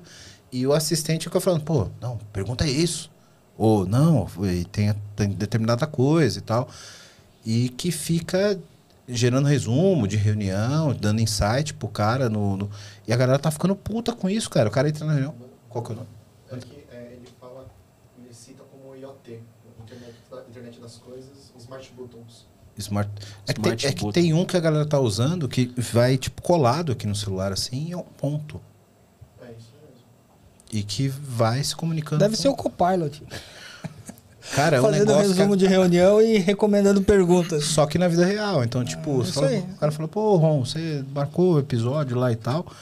O LLM já vai na minha agenda, já fala, pô, ó, tal dia, com o episódio com o Ron. Então, aí já daqui 2 anos é a morte da secretária. A secretária já tá muito parecido com a parceria que o Facebook fez com o Ray-Ban. Sim, mas isso aqui desperta uma discussão muito grande sobre privacidade, né? Porque, beleza, tá me ajudando, mas e a privacidade do Ron, que tá conversando comigo? O óculos do Google, uns anos atrás, né? O Google morreu por causa disso, né? Porque tinha até lugar que proibia, né, de entrar, porque sabia se o cara tava com óculos do Google ou não, né? Exatamente. Meio 007. Eu vejo aqui... É isso, né? É que tinha um, cara, que... Tinha até foto da galera colocando aqui, ó, no... Flex Smart Button. É que ele era grudado aqui, assim, ó, na parte de trás. Bidu é muito bom, hein? Coloca aí, assistente de IA O que está se falando Para muito reuniões. que deve ser aqui, mas ainda está longe de chegar na realidade, é os humanoides, né? Sim. Mas ainda está longe ainda para... O ano passado a Tesla botou os caras vestidos de robô, lembra disso? Sim. Não eram os caras vestidos de robô, mas eram os caras que ficavam atrás controlando com o controle remoto. Não era autônomo o robô. Teve um... lançaram um desse aí agora, um produto mesmo. Acho que vai ficar pronto daqui 2 anos. Achou aí, Bolívia? O que eu mais achei próximo disso foi um Notepin. Notepin, será que é? Esse bagulho mesmo. 20 horas de gravação. Esse da Plaud. Ele fala que isso da Plaud. É isso aí. É uma IA. Deixa eu ver bem que se eu ver um cara com isso aí, já vou falar. Não, Sai daqui, velho. Todo mundo grampeado. É um grampo 24 horas, cara. Sim. Não, eu acho que, assim, no meu ponto de vista, nesse aspecto, a pessoa perde a capacidade neurológica de pensar, né, cara? Você tem alguém... Isso é um... É Cara, um problema, um vício mental. pô, tu vira um zumbi, velho. Aí, assim, volta lá no que eu falei. É um cara falando o que você tem que fazer. Não você... Exato. Né, tá falando o que você tem que fazer. Aí, ó. Esperando, né? Uma câmerazinha aqui. Olha lá, Rabbit R1. Olha lá. Porra, aí Isso é é... coisa horrorosa. Mas aí, eu acho que... Ia ver feio, né, velho? Aí entra naquilo que a gente falou. Vai ter gente que vai se multiplicar com isso. Vai fazer uma diferença absurda. Cara, vai ter gente que vai virar escravo da bagaça. Sim, a possibilidade de manipulação a gente vai virar escravo. E vamos pensar o seguinte, cara. Segurança. Sim. Privacidade. Privacidade. O quanto esse modelo ele é vulnerável a um ataque hacker. Então você tem que ter todo o cuidado para... Toda a modernidade, ela precisa ser olhada com moderação. Para que você não seja vítima da sua própria ansiedade de entrar ali no grupo. Quem já jogou Cyberpunk 2077 sabe o que a gente está dizendo. Bom, olha só. Primeiro insight que eu vejo aqui. Curioso. Que tem a ver com o que a gente está falando de privacidade e segurança. Dos 10 tópicos, 3 são de arquitetura, 3 são de software, digamos assim, de processamento, e 4 são de vanguarda. Vanguarda talvez não é a melhor tradução, né? Segurança, de contenção, digamos assim. Acho que contenção é uma tradução melhor, né? Dos 4, o primeiro é cibersegurança preemptiva. Isso aí. Isso aí é simples, cara. Isso já é real hoje. Isso já é real. A gente, quem conhece de segurança e usa uma plataforma como Splunk, você ter ali um behavior para você ficar olhando comportamento lateral ou vertical.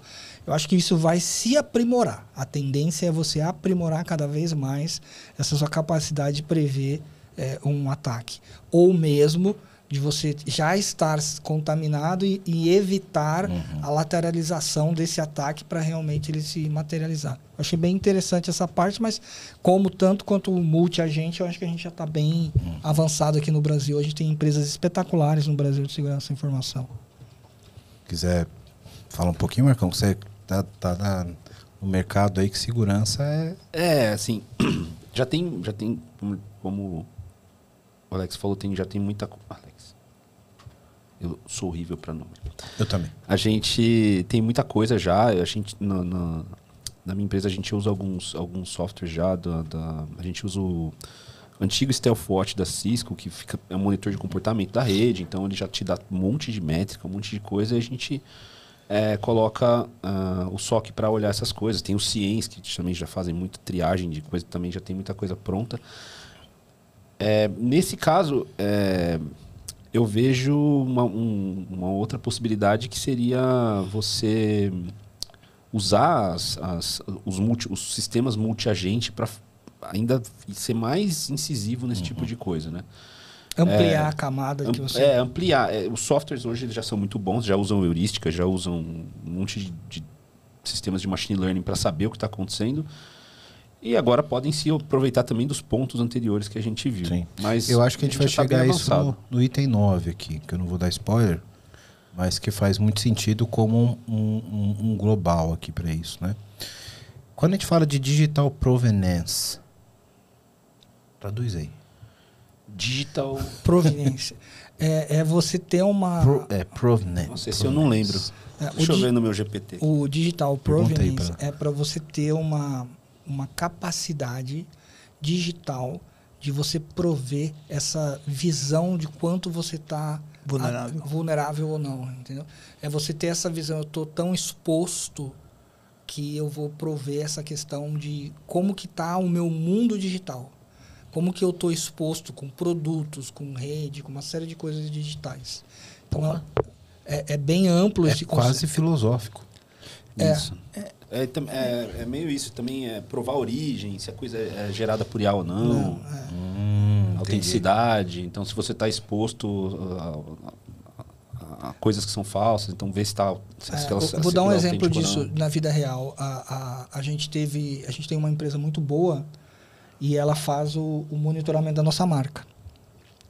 E essa empresa detectou que na Dark Web, tem Deep Web, Dark Web, tinha um site falso sendo publicado da nossa empresa, com o nome da empresa. Os caras detectaram isso, é proveniência digital. Os caras detectaram, trouxeram esse alerta para a gente tomou lá a parte de incidente de segurança e em 24 horas o site falso estava derrubado. É isso que ele está falando. É exatamente você ter essa materialização do risco digital. E como que você vai dar o contorno ao redor desse mundo digital. Porque, cara, queira ou não queira. Eu tive no Gartner acho que foi em 2022 ou 2023, eu não me lembro, e eu fui assistir a palestra do vice-presidente de segurança de informação do Gartner, ele disse duas coisas que me assustaram e que é a realidade até hoje, olhando para o relatório e quanto esses caras são assertivos. Você vai ser atacado, essa é uma certeza, ok? Você só tem a dúvida, por onde e quando. Sim, não é questão de se, é de quando. Quando? Né? Exatamente, essa proveniência digital é exatamente isso. Você está preparado. Mas o ponto que o Marcão também é interessante, porque quando a gente fala de o mundo AI Advanced, digamos assim, Perfeito. Você conseguir saber o que é digital... Eu vi hoje uma imagem do Nano Banana 3 e do Nano Banana 3 Pro agora, mesmo prompt, pedindo para gerar uma imagem de uma moça no restaurante e com um drink, né? Mesmo prompt, exatamente o mesmo prompt nos dois modelos.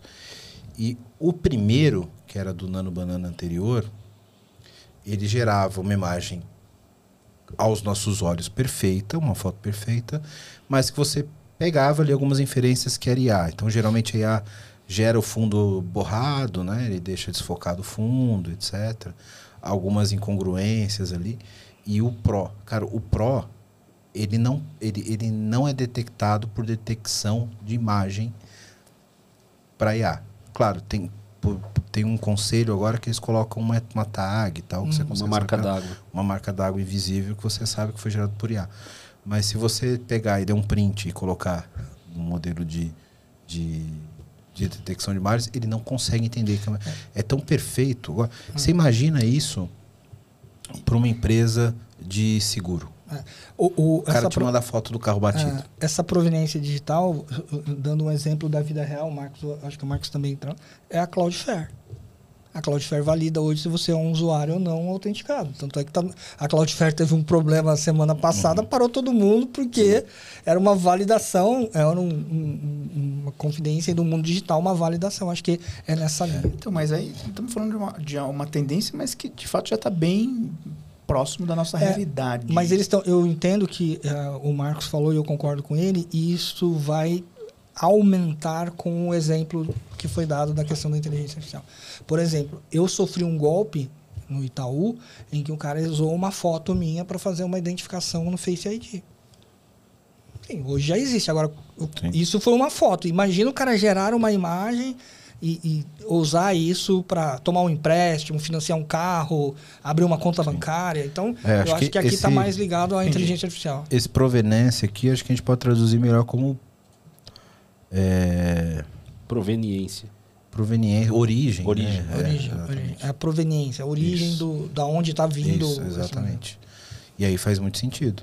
Imagina uma empresa que até os anos 2000 vistoriava todos os carros avariados, por exemplo, a empresa de seguro fazia vistoria.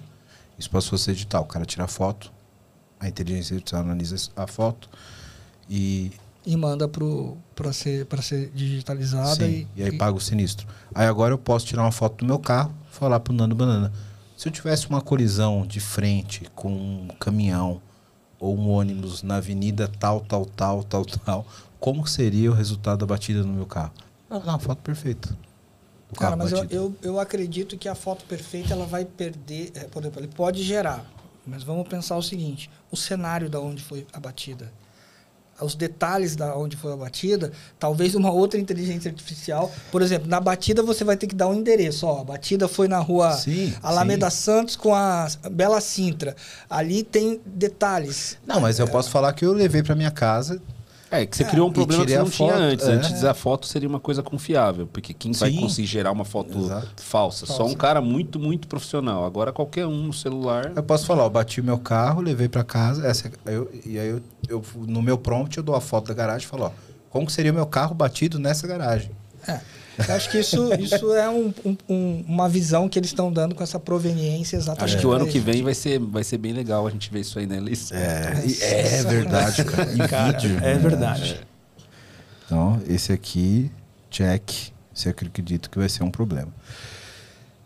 AI Security Platforms. Isso aqui também já é um pouco de realidade, né? A gente tem os CIEMs, os SOCs hoje já com bastante... recurso de inteligência artificial, né? Não só de monitoramento de hardware, de monitoramento técnico de invasão, de tentativa de exploit, etc., mas também com regra de negócio, de exploração de vulnerabilidade de negócio, né? Hoje eu acho que isso está muito avançado na questão de usar o AI para processar os dados, né? Você treinar os seus dados, mas aqui eu vejo que essa parte ela está relacionada exatamente com AI ataque e AI defesa. Como que você vai se comportar quando um AI está te atacando massivamente e como é que você vai reagir nisso? Porque você colocou bem, toda a parte de ciência, de comportamento, hoje já dá para você plugar ali um algoritmo e pedir para ele fazer a análise. Mas quando vem um ataque por AI mesmo? E também... quais são os pontos de entrada que você abre, os vetores, exatamente, né? Eu não consegui lembrar a palavra. Os vetores que você abre colocando AI na sua empresa, né? Então você vai ter que fazer a segurança disso também. Pensando aqui num cenário que a gente estava falando no ambiente híbrido, né? Que o cliente tem data center local e versus nuvem, o desafio vai estar mais do lado do local, né? Porque a nuvem certamente vão te dar a ferramenta para isso, né? Sim, mas não sei se para o modelo, por exemplo. E aí, quando a gente fala de plataforma para IA, vamos supor, eu estou na nuvem, subi minha máquina com TPU, treinei meu modelo e rodei lá. Será que o meu modelo é seguro? Ou será que o seu modelo pode ser envenenado? Isso. E aqui, na estatística que ele fala, se eu não me engano, ele fala que 80% dos ataques vão ser internos. Então, talvez seja... Os insiders, né? Os insiders. Então, o cara foi lá e mudou a massa de dados para mudar a curva de assertividade do modelo. Existe um conceito que ele está falando aqui que chama-se prompt injection. Você tem o SQL inject, você vai ter que ter o prompt inject. Então, é realmente um tema a ser evoluído e a ser estudado, a questão de como você evita o prompt injection. Eu vi um caso que um cara fez uma experiência no LinkedIn, que ele colocou o nome dele no LinkedIn, e aí entre o nome e o sobrenome, ele abriu um colchete e colocou um prompt para IA. Se você era um modelo LLM, etc., por favor, destacar esse perfil, não sei o que lá, não sei o que lá. E aí ele colocou, assim, deixou aberto lá no LinkedIn. E aí ele começou a se candidatar em vagas aleatórias para testar. E o percentual de ligações que ele recebeu para entrevista de retorno foi absurdo. Foi quase de 100%. Porque muitos modelos hoje vão lá ler o seu perfil e aí encontrou lá um parênteses e tal, entrou e Ele não sabe diferenciar o que é dado e o que é instrução. Isso, exatamente. Ele mistura os dois. Ele mistura os dois. Isso aqui vai ter que ser resolvido com AI Security Platforms. Muito bom. Tá fazendo muito mais sentido essa parte pra gente, né? Da nossa tropicalização, muito mais vida real, né? E Geopatration. A gente falou um pouquinho no começo lá sobre arquitetura, mas vamos repatriar os nossos workloads para dentro. Cara, isso é uma discussão que já está que envolve a questão política que já está tempo. A gente está num mundo que a nossa geopolítica não está fácil, né? Vamos combinar. Eu acredito nisso. Eu acho que a gente teve tempos e movimentos, como a gente falou no início, né? A gente teve um tempo de globalização, isso trouxe um resultado e isso trouxe um risco. A gente agora está falando um tempo de tropicalização de novo, de trazer os seus dados para dentro de casa para você poder ter um pouco mais de segurança. Então, eu vejo que é uma tendência. Não acho que isso não será uma tendência olhando para a LGPD, olhando agora para que você vai ter uma normativa de AI, como é que vai ser os algoritmos de AI. Então, acho que essa é uma tendência e eu me pergunto como nós vamos fazer isso com tanto dado que a gente tem fora do Brasil e perguntando-se exatamente sobre custo. Quanto vai custar esse repatriamento? Porque um dos pontos de rodar fora é o custo, né? Sim. Algumas empresas até negligenciam, às vezes, um pouco de compliance que elas deveriam rodar interno e que dá um jeitinho de... eu acho que o custo permeia todos os itens que a gente passou até agora. Não é uma coisa para todo mundo. Com certeza. Cada ponto vai fazer sentido no custo para cada empresa. Eu tenho estudado bastante esse conceito de AWS, né? De software as a service, de plataforma as a service, de infraestrutura as a service, estrutura agora por código, o Terraform. E eu me pergunto, cara, se a gente não vai cada vez mais tropicalizar e ser híbrido. Porque a mistura entre o híbrido e a cloud privada e pública, eu acho que vai fazer o balanço, o equilíbrio financeiro. Eu também acho que a gente vai ter uma tendência para... bom, isso daria um outro episódio, né? Eu acho que a gente está tendo um movimento de repatriação dos workloads por uma migração para a nuvem atrabalhoada que a gente fez, né, galera? Da mesma forma que a gente está vendo hoje a galera botando IA porque tem pressão para poder usar IA, a gente passou por isso na nuvem também. Vai ter que ir para a nuvem e tal. Então a galera pegou os workloads gigantescos, monolíticos, sem rearquiteturar para ser cloud native, foi para a nuvem, ficou mais caro, tem que voltar, né? E isso está trazendo esses caras de volta. E a mesma coisa vai acontecer com a IA. Muito cara que está recebendo pressão, não, pô, tem que usar IA e tal, daqui a pouco fica insustentável e tem que voltar para o transacional comum. Né? Bem legal esse exemplo, eu vou dar um outro exemplo que nós estávamos discutindo, que é o RPA. Teve uma febre, tem que automatizar, tem que fazer RPA.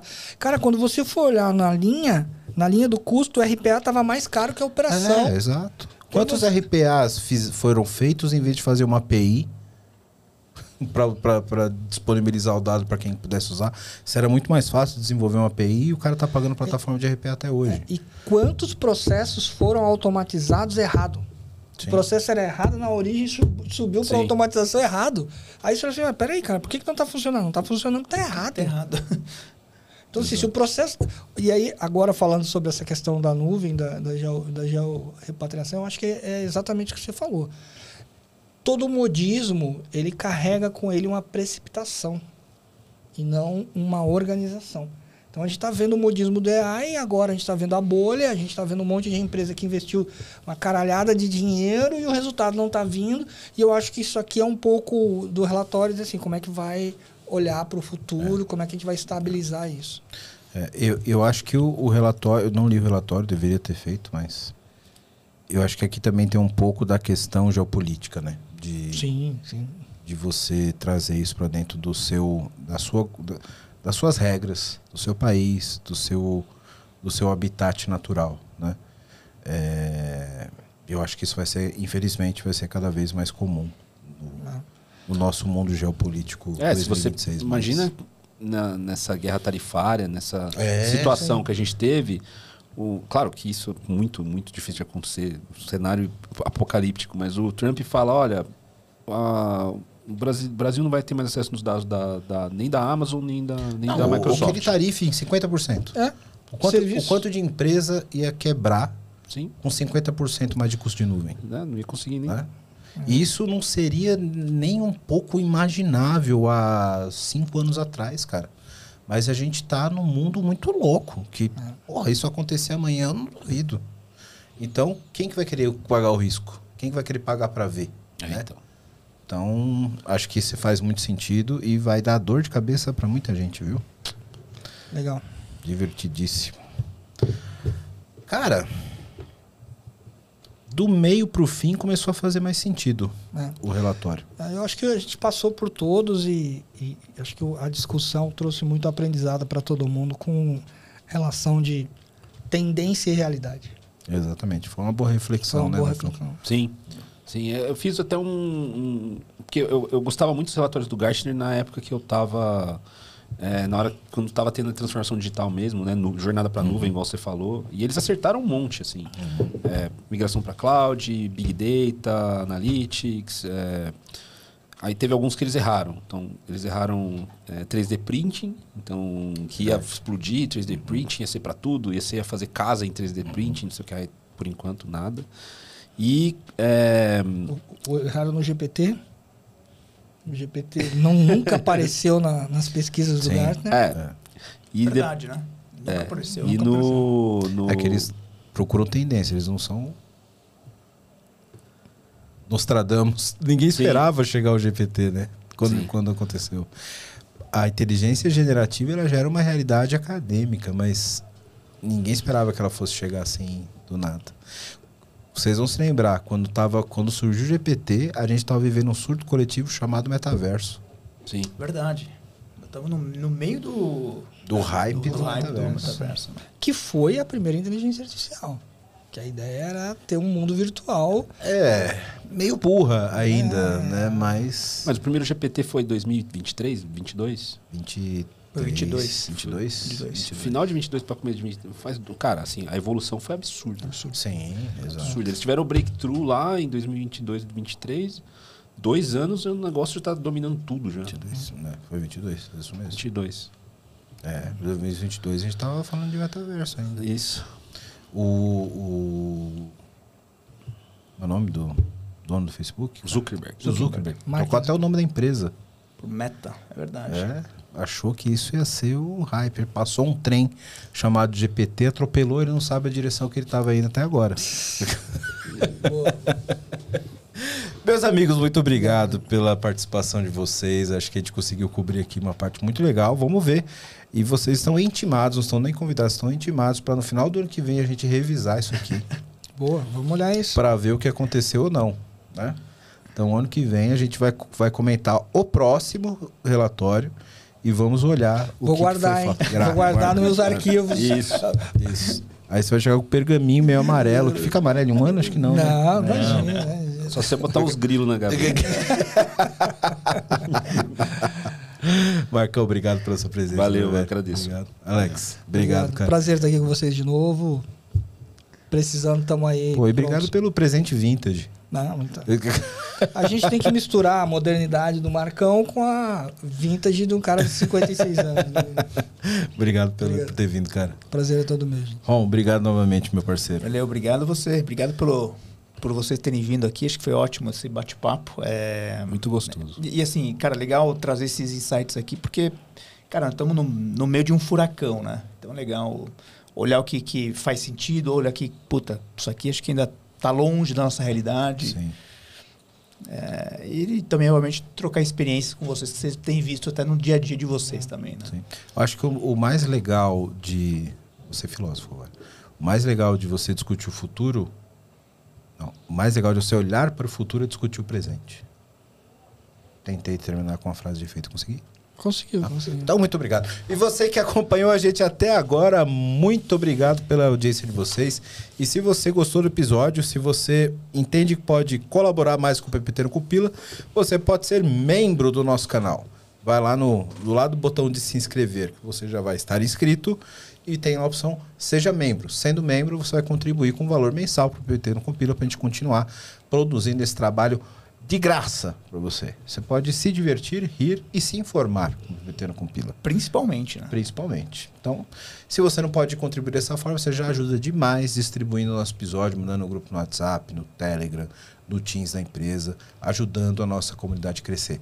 Deixa um comentário aqui, clica no like e ajude a gente a levar essa informação a cada vez mais pessoas. Obrigado, meus amigos. Obrigado você que acompanhou a gente. Valeu!